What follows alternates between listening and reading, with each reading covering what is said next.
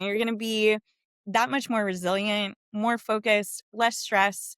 When you have those little things that support your ability to be successful in your life, and that success looks different for each part of your life and for each person, but that could be showing up and being present with your family or with your kids, being present and focused on each client that you work with, or focusing on your training session. There's nothing else that you need to be worrying about during that time. That's your time. Showing up for those things in different ways, the underlying heartbeat of your life, it's just those 6 daily shifts, and how you build on that and how you continue to grow with keeping those as that foundation. Hi, I'm Lauren Parsons. And I'm Andy Jackson, and this is the ALWELLCO Podcast. Dive deep with us as leading experts share their unique perspectives on topics such as recovery, sleep, movement, and the latest innovations in the space. So hi, Nicole. Welcome to the ALWELLCO Podcast. Before we dive into kind of your journey, let's kind of set the stage. Can you share how you first met us, what drew you into the ALWELLCO community? Yes. I believe you had actually reached out to me and got me plugged into the community that y'all built and created. And as far as just the overall first initial vibe I got was y'all have built something amazing. And I felt very honored that you were wanting me to be part of that.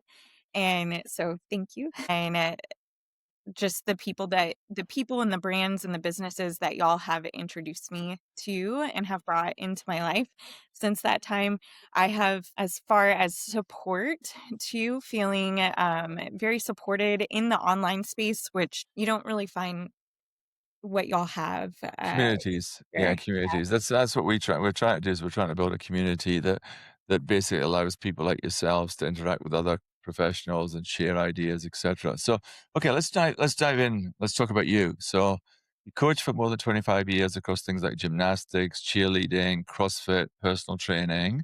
So, what was the moment or the experience that most shaped the way you see movement and the human body today? This is such a tough question, because I feel like it's such a culmination of everything that I've been a part of and experienced across my entire life in sport.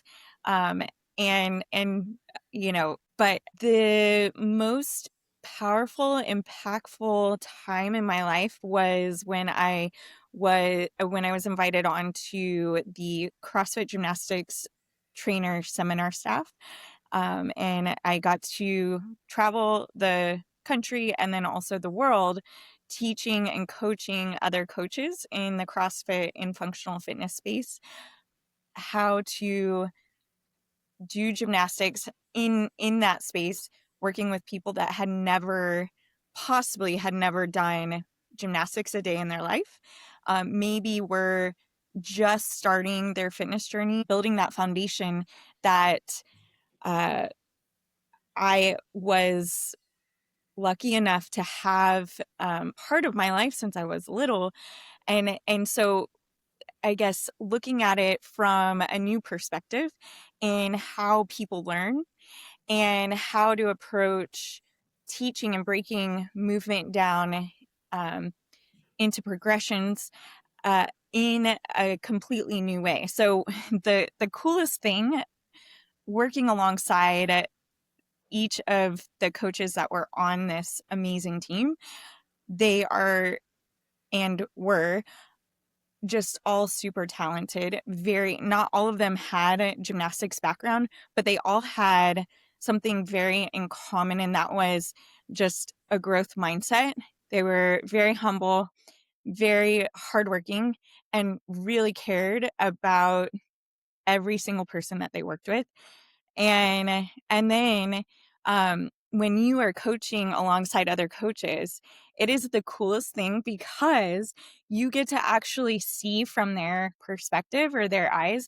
Everybody sees movement differently and life differently. And so getting to see how they approached movement, as and I'm watching or assisting or leading and the different dynamic there of we're all learning from one another, and figuring out, oh man, I totally did not see what they saw in this specific movement, this little tiny detail of this, and how that makes such a huge difference across the board in different movement, how different progressions can move and allow you to progress in different directions based on their goals and what skills they're wanting to, achieve, and how the connection between those little tiny details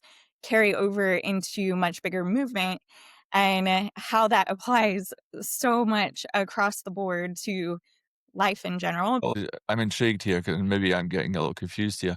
Is there a difference between CrossFit and CrossFit gymnastics? Are they the same thing? So CrossFit is made up of very sport specific sports. So gymnastics, Olympic weightlifting, powerlifting, all endurance sports, biking, running, Yeah. um, all of that. And it's basically pulling all of those things and bringing them together.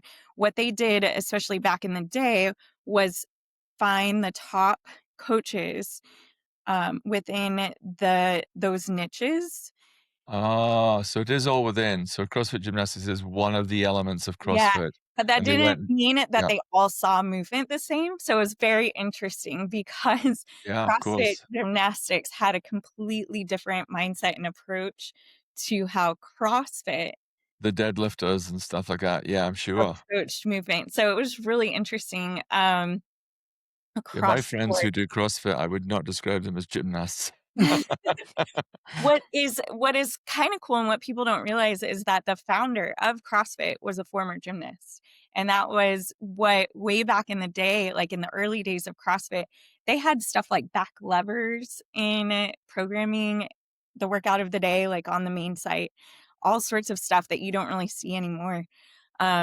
It's definitely evolved, and gymnastics is hard, and Yeah. bodyweight movement's hard.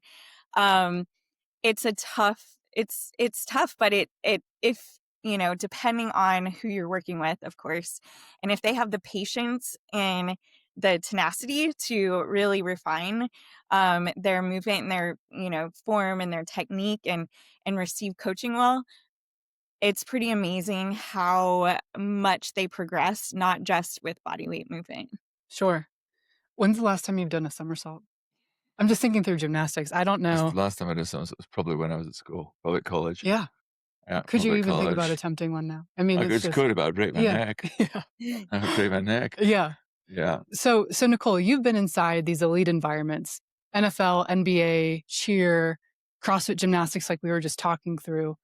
What do those high performance systems understand that maybe the average gym goer never gets to see? Yeah, they all the things that they have, uh very much in common.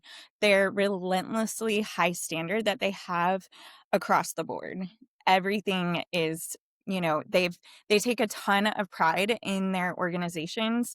Um, and that's, they're basically like, here's the bar and you can either meet it or so it's, this is like what their expectations are, and within that, the teams that being part of that, each person that you're surrounded by are all holding themselves to an even higher standard Mm. to make sure that they're representing that brand, that organization, that team, in the best way that they possibly can. So you started your first business at 19 with a mobile gym. What problem were you trying to solve back then? And do you think it's still a problem today? Um, yes. So my mobile gym was basically to help add value to private schools, daycares, in that realm, and then also bring fitness to people. So I was doing in-home private coaching, cheer, dance, and gymnastics within the private school daycare setting, Well, bringing something to those children that may not have had the chance if I hadn't shown up to do something like that at that age. So the other thing is that from a business standpoint, it allowed me flexibility within my calendar. I was able to, set my own schedule to a certain extent and create that flexibility within my life. And then um, offering this to families, to the schools, to add value to their program, and hopefully bring more joy and maybe a little bit of inspiration to these young kids. The other cool thing is I was introduced to gymnastics through a mobile gym when I was 4. Okay. And I still remember the first day when they had all of us come in and we got to try out the floor and beam, and they brought all the equipment in, and it was magical. And I knew from then on that I wanted to do gymnastics. Yeah. Um, and eventually my parents put me in after I had talked about That it. is so cool you did that. My parents put me in gymnastics from a really, really young age, and I still thank them today because I learned, body awareness, proprioception, just all these different things that I wouldn't have had that, maybe probably helped me turn into the athlete that I was in college. And so that is so cool that you did that. I didn't realize that. D1 D1 volleyball player, Nicole. Oh, wow. That Well, a is, long time ago, but yeah. yeah. I think gymnastics is such an amazing foundation for every single person across the board. No matter what sport you decide to go into, it's such a great foundation as far as the level of discipline and consistency and the ability to see things through, that you're having to work hard for so long to finally get a skill. Yeah, the level of discipline is great. So, Nicole, you've launched a book. So, come on, get your book up and show me your book. Yes. Show me your book. Okay. Now, you've created a book and it's all based on your methodology. And you have got something called the NZ fitness method. So, one sentence, you're in an elevator, you've only got 3 floors to go. Explain to me what the NZ fitness method is. Yes. I'm pressing the button on the elevator now. Okay. It's a complete no-nonsense system combining functional strength, gymnastics training, simple nutrition, with a holistic approach to training and living and creating long-term strength, energy, resilience, longevity, so that you can live your strongest, healthiest, happiest life possible. Great, you did that by the second floor. I love that. So, if they or I followed it for 12 weeks, what changes would they feel and see? And you've got as many floors as you need for this. Okay. Yes. So if when someone follows their programming, my coaching, and is implementing everything consistently, and that includes nutrition and different lifestyle changes, they're going to see a ton of benefit. They're going to be noticeably stronger for sure, more confident across the board just with their daily life, but in movement for sure, more capable, more empowered. Those are great things. But they're going to also be seeing a decrease in body fat, an increase in lean muscle mass, um, more energy, more sustained energy, better quality sleep, better balance, joint stability, better hormonal balance, just elevated mood, increase in body awareness, core strength, increased bone density.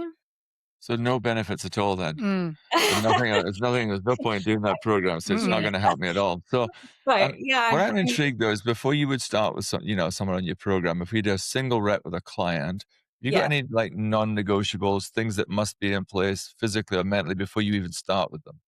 Yes. So I definitely have my, assessment that I will put them through. I'm not telling them that I'm putting them through an assessment. But I do have a baseline workout that I will modify for each person specifically. But across the board, it's the same workout. It's just modified based on ability level or where we're starting. Um, And they have that for, as long as they want to continue to retest and go back and see. That is one thing that I do have them do when we first start working together, but it's all body weight movement. I'm looking for core strength and stability. They need to be able to hold a hollow position, even if it's modified, and understand what, different parts of their body and their midline and how to control that and into the overhead position. We're only as strong as our core, and our core is not just our abs. It's our entire trunk. So it's everything from our shoulder down to our hip. That's anterior and posterior. And a lot of where I start with that is just working a ton of midline strength and stability movement. And that is gradually built and across time. That is, with volume, muscle endurance, and then the intensity and how we load that body weight movement or static holds. And so one very popular movement that I do quite often, because it is so, so good for anterior and posterior overall back health, is the side plank. So being able to do side plank, and the goal is to be able to hold that for close to 90 seconds on each side. That is a really long time for most people, especially right in the beginning. So that's kind of the underlying goal. I don't really necessarily tell them that's what we're working towards at first. We're just working on getting a better understanding of how to position their body in that static hold, so that they're supporting their shoulder and their upper back and their lats, and it's not just for their abs. And then the other side to this is mentally. So before we get started working together, I need to know that they are committed, they're on board, but they're committed to working as a team together. So one of my core values is that is teamwork. And so client and coach relationship, we work together as a team, matching each other's effort. I can only guide and lead and coach you, but I can't actually make you do the work, and I can't make you eat, a certain way, and I can't make you go to bed at a certain time or do this or that. But I can show you all the ways to do that, and I can help you along the way, and be your support and your guide. But I can only do so much. Mhm. It's that piece that, we're a team. And so we're in this together. Yeah. What's a hollow position? The hollow. So you have the hollow and the tight arch. This is the foundational position for what I say is for all movement. Mhm. The hollow position is anterior. The tight arch is your posterior. If you're laying on the floor, what I'll normally have people do is have their feet flat right about hip distance. And they're going to tuck their chin into their chest, reach their fingertips forward, as far forward as they can, and bring their shoulders off the ground. So they're going to elevate their shoulder blades up as high as possible as they're compressing the rib cage down to their hips, and they're actively tucking their tailbone under. So if they Okay. had a tail and they were trying to tuck it in between their legs, that's kind of the idea.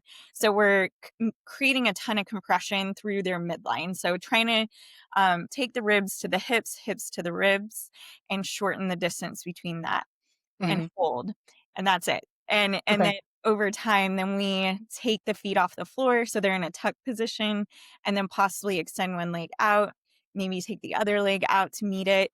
Their feet are not touching the floor. If they're in that position, it's really easy to see the hollow position, like a picture of it or something like that, and then end up not actually in the hollow at all.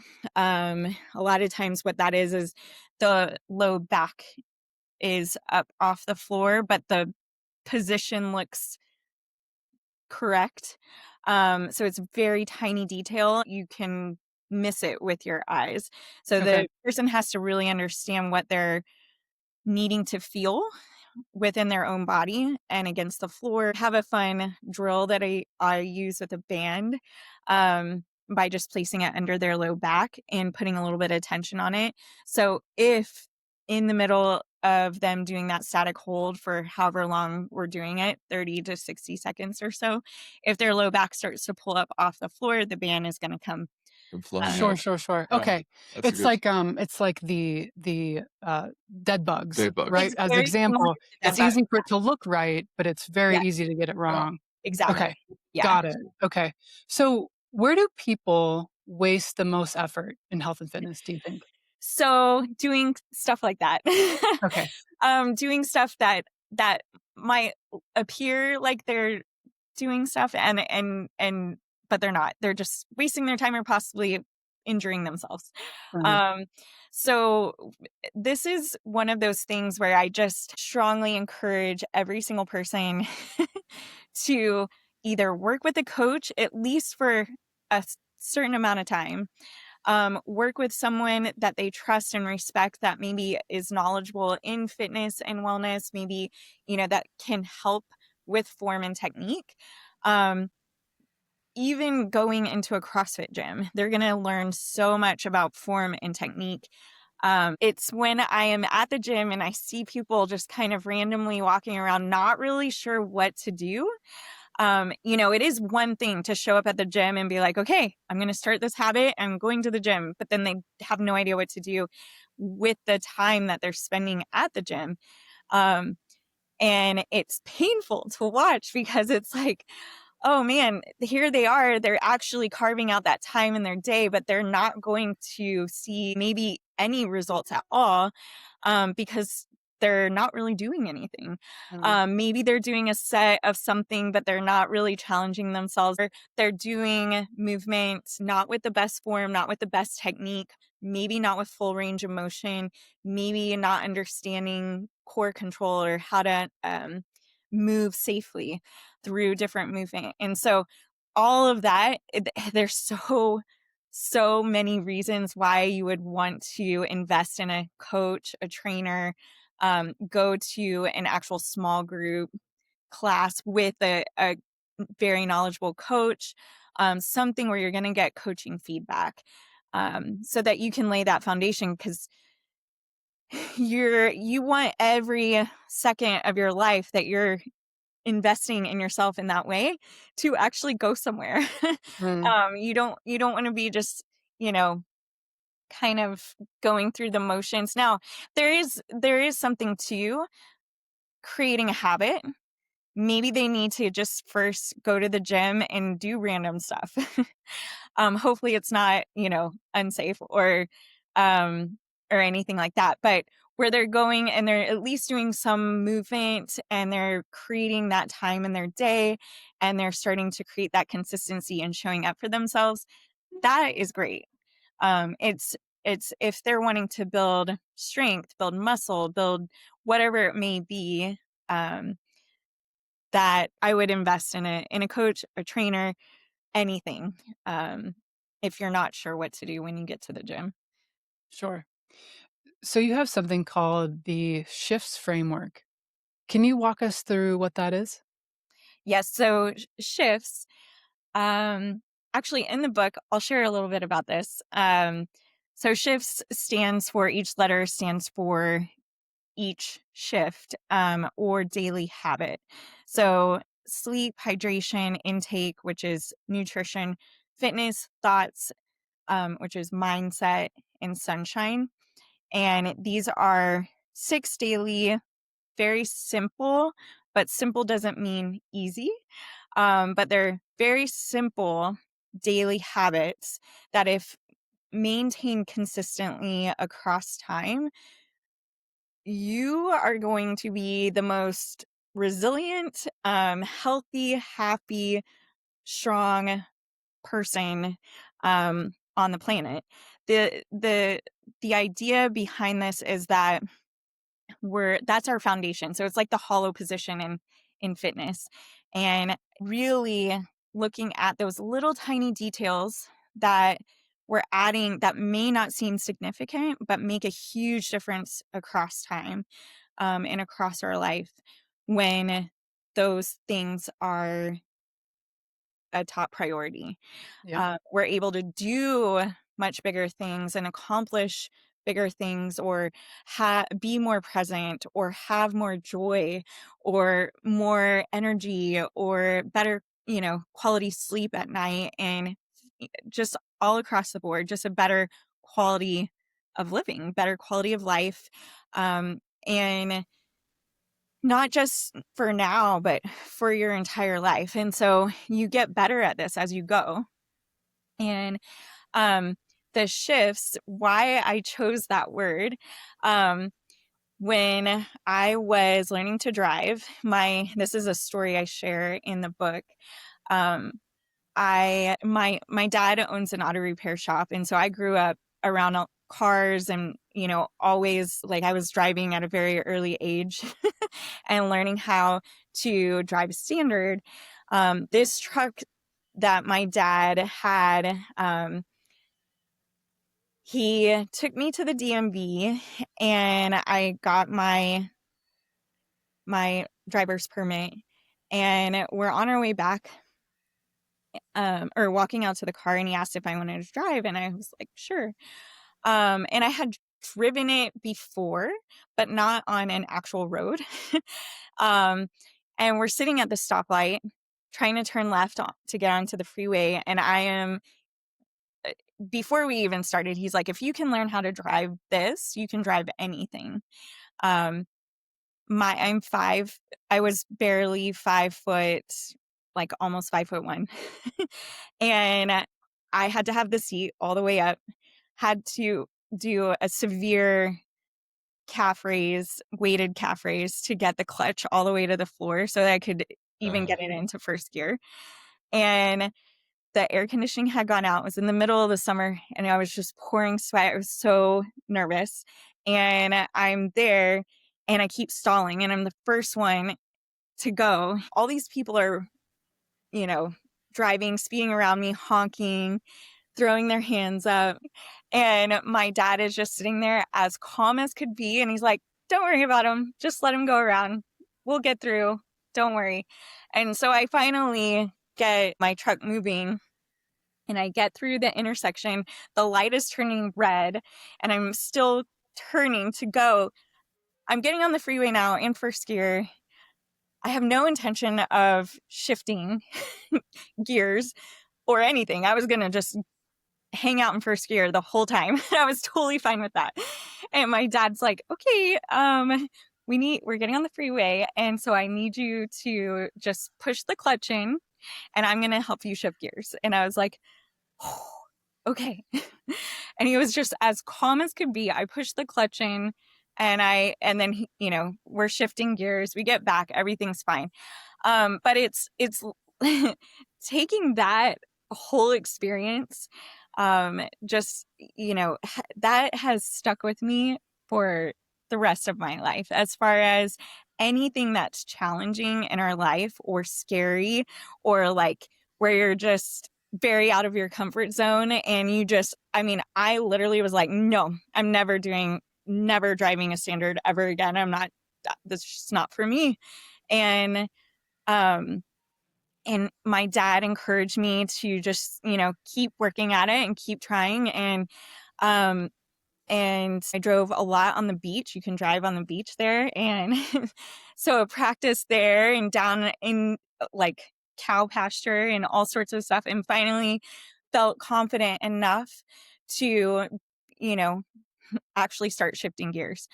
But the whole thing behind that is so many of us are stuck in first gear, and we have no intention of shifting. And it's kind of like that in life, and it across the board. And sometimes you just need a little bit of support from someone that's, not Someone who's been there before, right? yeah, Yeah. that is there, that's kind of coaching you and letting you know, hey, I'm here with you. You got this. Do not worry. We're going to get through this. Nicole, let's jump back in the elevator. So you're Yes. in the elevator, okay? You're telling me about shift, okay? So I understand what they are. Okay, we've got 6 floors. You got to tell me one action that I can take for each one. So I'll name what it is, and you give me one action. Just give me the simplest version how I can improve with your 80-20 methodology. So ready? Ready Yes. to go. So one action to give me better sleep. Can I give you 2? You can give me 2. Work out daily and keep a bedtime routine. Okay, awesome. Hydration. Keep a water bottle with you that has at least half of what you need for the day and get it done by at least 12 p.m. Refill it and have the second half done by dinner time. Okay, intake. Protein. Protein is number 1 here. 1 to 1.5 grams per pound of body weight per day. Fitness. Get it done. Okay. Yeah, mindset. Give yourself daily quiet time. It could be 10 minutes, it could be an hour, it could be anything that, just spending time alone with yourself. I think I know the answer to this next one because Mark Hyman talks about it all the time. Sunlight. Just get outside. Get In the outside. morning is, get outside. In the morning is a good time, but anytime throughout the day, just get it. Yeah. And I mean, you could even double up with your fitness, get some fitness in out in the sunshine. So we're getting near the top floor of the hotel now, and you're telling me, one of the things is that success isn't about perfection. It's about something you call minimum effective consistency. So what does that look like on a bad or a busy week? So I guess as far as bad or busy week, I feel like life is just busy. And rather than thinking of it as bad, you're just having an adventure. Their life is an adventure, and we, sometimes are going to have some more exciting adventures than other days. But if you are keeping the 6 shifts, a consistent thing and part of your life on a daily basis, those fun adventures are going to be more fun. Yeah. But you're going to be able to handle anything. You're going to be that much more resilient, more focused, less stress. When you have those little things that support your ability to be successful in your life, and that success, it looks different for each part of your life and for each person. But that could be showing up and being present, in your just with your family or with your kids, being present and focused on each client that you work with, or whatever that, focusing on your training session. There's nothing else that you need to be worrying about during that time. That's your time. Like showing up for those things in different ways, but the underlying kind of heartbeat of your life is just those 6 daily shifts. And how do you build on that, and how do you continue to kind of grow with keeping those as that foundation, and kind of continue to Let's level up? just expand this a little bit. I'm going to jump in here because we have a new mother to Mm. my left here, who Louise, how old are? Almost 8 months. Is 8 months old. Yeah. So the most busy people in the world are working mothers, etc. around there. So I know Lauren wants to chat all about motherhood, etc. Yeah, and the new body for sure. Yeah. But we're going to dive in. I'm really excited to talk about all this with you. Yeah. Um, what is one belief about health or fitness or getting your body back, right? We all say that, oh, I just need to get my body back. After kids that you wish more women would unlearn, and why? This is so funny because I was really reflecting on this question, and kind of um I personally don't know, and unless they just don't share it with me. um but I don't know anyone in my life currently, or like within the past few years, that has had this, like, I need to, be back in my, I guess, have my body back. kind of mindset. It's more like, I'm going to show up, get my workout done.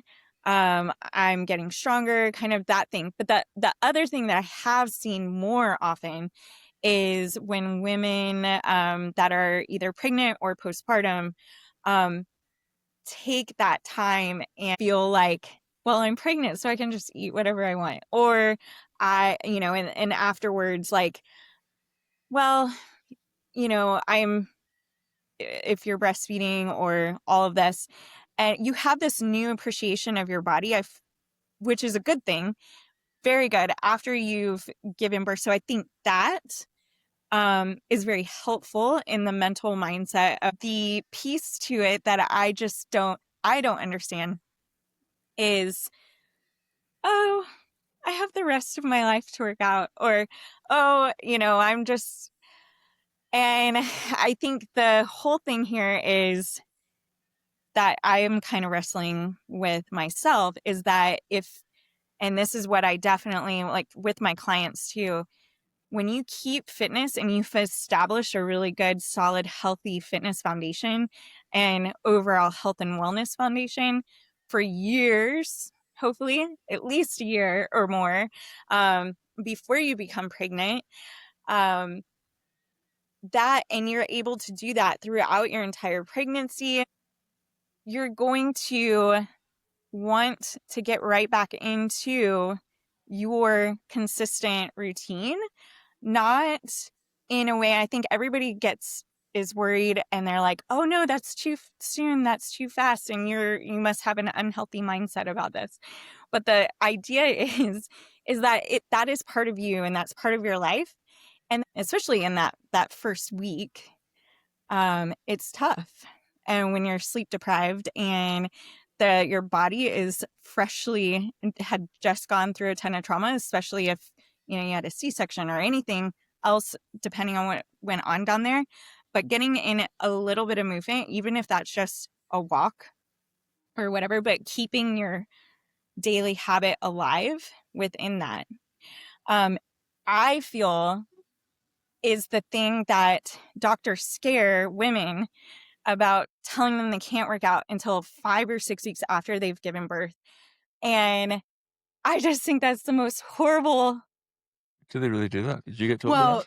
yeah, what I was told is 6 weeks, and really what that means is just like 6 weeks, it reduces your risk of hemorrhaging. Is that right?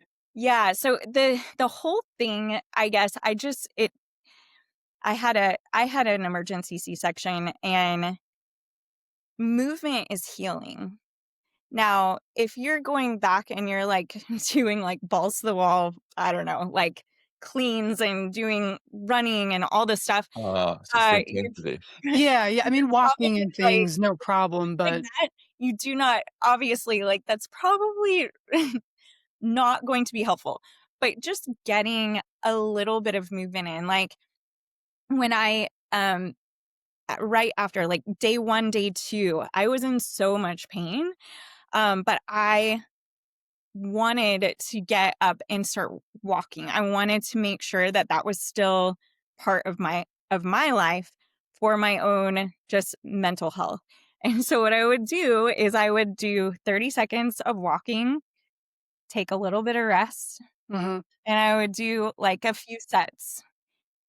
First week, second week, introduce light body weight movement where I'm not doing anything for sets or reps. I'm just getting some movement in and seeing how everything is feeling.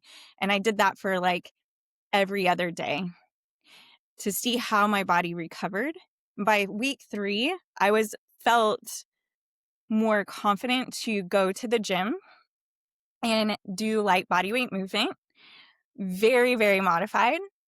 Um, and it was like very minimal, of course, but it was still something that I was able to keep part of my life in that way. And yes, it was helpful physically, but it was more the mental and emotional piece to postpartum recovery.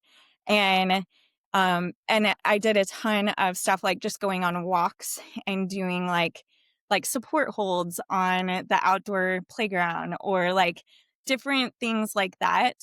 that I feel like new moms are, they are filled with this fear of, that they can't do anything like that Is until. that Nicole, is that their biggest mistake? That they're I think just too so. frightened they're just Because frightened about it? it's so crazy to me. I'm like, okay, movement is medicine, and getting out in the sunshine, getting whatever that looks like. I mean, it could literally be like 10 minutes of walking, just pushing the stroller outside for the first, however long you feel like you need to do that, but just getting something in. When new moms feel scared to do movement, oh my gosh, like that's when postpartum depression, the baby blues, like all of that is, they're so much more susceptible to that and less resilient in bouncing back, but just mentally and emotionally of overcoming the trauma that their body just went through. It's interesting that you say all of that. And maybe I'm unique, but I'm impatient, right? And so mine is like, oh my gosh, I have before and after. I'm like, come on, Lauren, it's 8 months. Like I'll give myself, a year and a half or so on and so forth. But mine is more of, um, you're used to a certain level.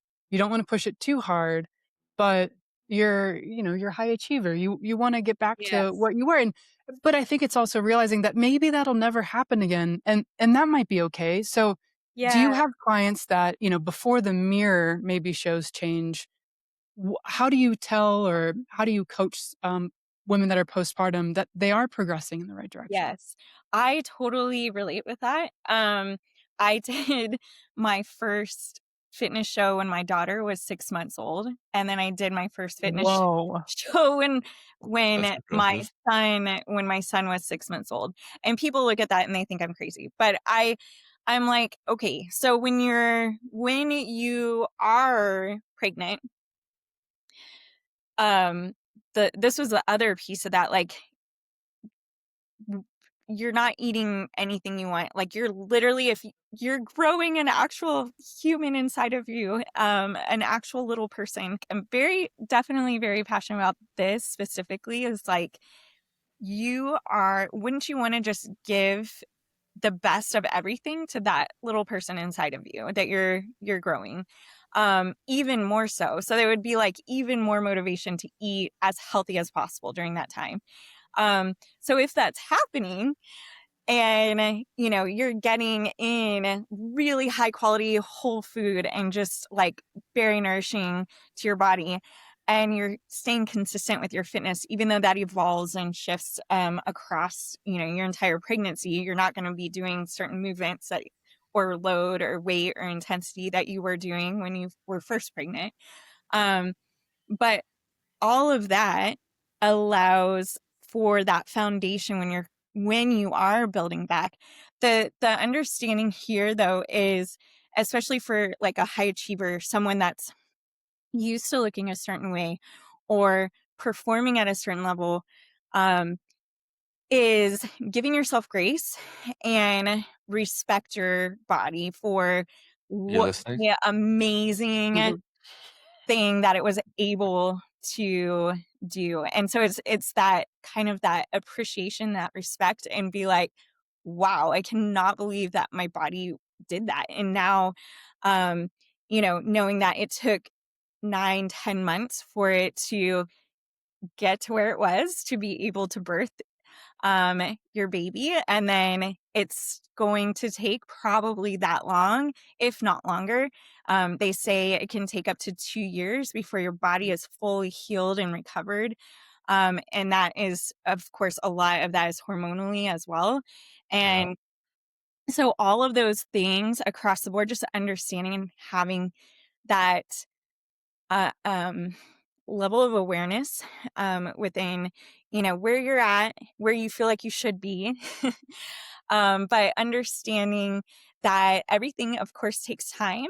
And as long as you're just showing up for yourself, in nutrition, in the fitness realm, whether that's in the gym or getting outside and doing whatever your training structure is, but keeping that as consistent as possible, especially from day one, and walking for 30 seconds at a time for sets to feel like, I mean, that right there is an accomplishment, and feeling that level of okay, I did it, and now I'm going to increase that maybe by 5 seconds tomorrow or the next day or whatever.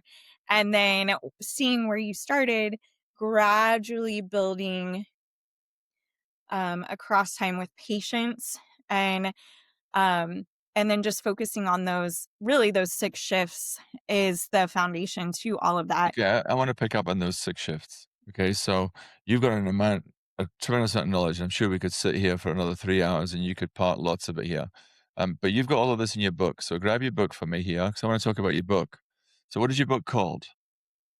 It is Live Fit from the Inside Out. Okay, great. And where do I find it? It is on Amazon. It's also on my website, NicoleZapoli.com. We'll get that up in the show notes, which is great. Okay, great. So I want to just shift a little bit here. Look at me using that. Yeah. Is that there's going to be lots of listeners here who've got ideas for writing a book. There's going to be lots of them who have always wanted to write a book, but have no idea how to start. So I want to get back in the elevator and I want to just kind of give the top 10 tips about it. So you thought about the book. We've been through a lot of your content. We understand your methodology a bit more now. And I don't actually want to give anybody any more information because I want them to buy your book and go and find out all the information about all your methodology. But what was step one? What did you do first when you were going to write the book? How did you find a publisher?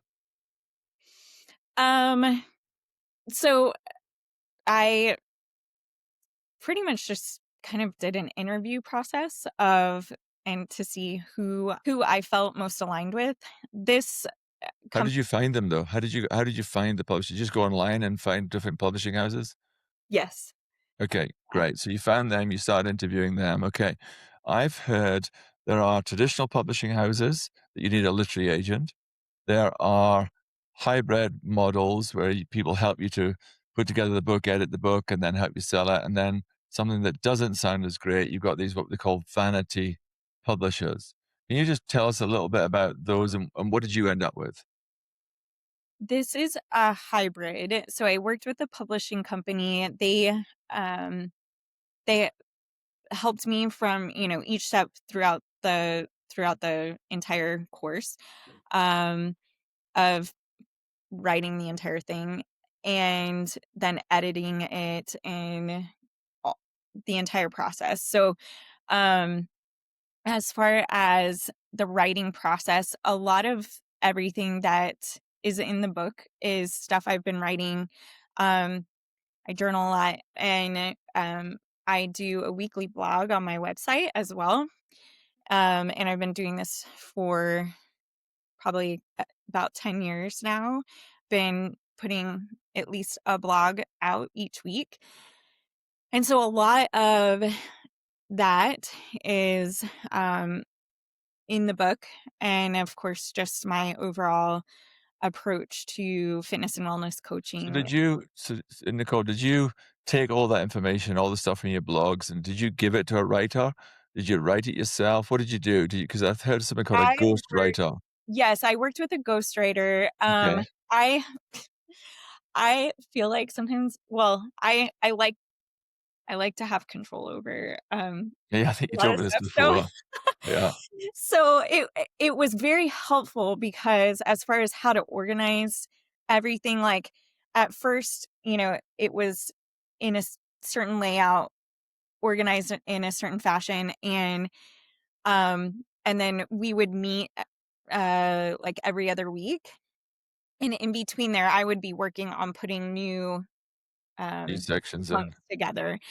And so that was helpful. It was like kind of like working with a coach. They were the accountability piece to that, and then also just my guide in helping me put together what I, you know, um And did the publishing house that you picked find the ghostwriter for you, or did you find them separately? they so they're all freelancers, but they're a team within this company. Within this minute. So the company found you. Okay, great. So you found a company. They're a hybrid model. They found you a ghostwriter. You then wrote the book and the manuscript, and then I assume that publishing house next then sorted out front cover, look and feel of book, and then they moved on to actually publishing the book. Yes. Okay, great. And then what about marketing and promotion? Do they help with that? Yes, they do. Now, it's definitely a team effort. They are just like with working with a coach, you're, putting in just as much effort as they're putting in, if not more, depending on how much you want to be investing in that piece, to marketing your book, to getting it out there, putting together events, um talking about your book, creating different ways that helps you connect and get the book in front of people so they know it exists. Yeah. And so they are kind of behind the scenes helping create different campaigns that I could do on. I have MailChimp, and that is where I usually promote my weekly blog and just different fitness and wellness tips and things like that.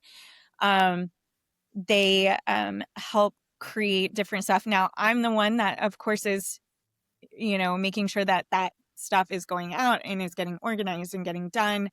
Um, and then anything else on top of that. They're also the piece to their post production marketing is like doing a podcast book tour, like a virtual book tour. And so the goal right now is that, and I just started, I've done, I did my third podcast this morning. And so the goal is to do at least 4 a month, for the next 6 months. So right around 24 And are pod. they getting you as a guest on podcasts? Is that them that's doing that? Yeah, so it's someone that actually wrote a book through them, um, and alongside of who is a freelancer, has his own business, who is reaching out on my behalf. To Um, podcasts and yeah, things like and then that. sending me their info and getting me connected with them, and then I can decide from there if If you it. want to guest or not, or go on there. Mhm. Okay. Okay, great. So just to summarize this for somebody who's listening who might want to publish a book. So go find a publisher. A hybrid publisher is somebody who's going to help you with all sorts of services that you can choose. So ghostwrite it. It could be somebody who is just going to simply line edit it or put it together for you. It's somebody who is then going to actually go through the publishing and get it on Amazon and Ingram and get reviews and all that type of stuff for you.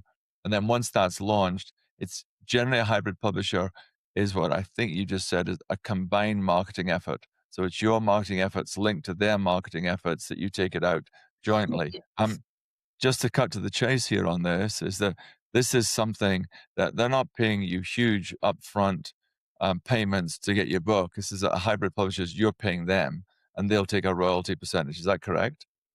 It was just a flat fee to work with them, and then anything that I make on the book is, I own the book, and then make the. So Okay. all the royalties go to you on this one. Yeah, Yeah. just to give just listeners, there are a variety of different versions of that.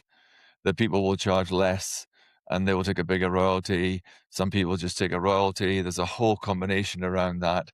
My tip would be, I don't know whether you agree, Nicole, is that you're going to write a book. Do not go with somebody that does not want to help you with the whole service. If they only want to sell you very high marketing packages and they're not going to actually, and they basically just give you packages that you're going to have to promote anyway, I would not recommend that. Yeah, fair enough. Yeah. Mhm. Well, Nicole, thank you so much for your time today. We always like to wrap up with one final question for every guest, and that has to do with the core values of our podcast, which are strength, kindness, and perspective. Um, so, is there someone in your life that embodies these values someone who has deeply influenced or inspired your journey that you'd like to show some kindness to and give a shout out to? Uh, so I don't have one specific person. I feel like I've been very lucky to have a lot of amazing people in my life that have helped me in one way or another, whether that was just by showing their support or living a life that uh, was completely radical in a way that, is very rare. Just living at a certain level, whether that is, just showing kindness and compassion, or giving me productive feedback and letting me know how I can grow and get better at, fill in the blank of whatever that is. Um, but I definitely feel very lucky and blessed to have so many amazing people in my life currently, and so many people that have come, into my life from the very beginning that have really been a huge influence, impact across the board. I can't just name one person though.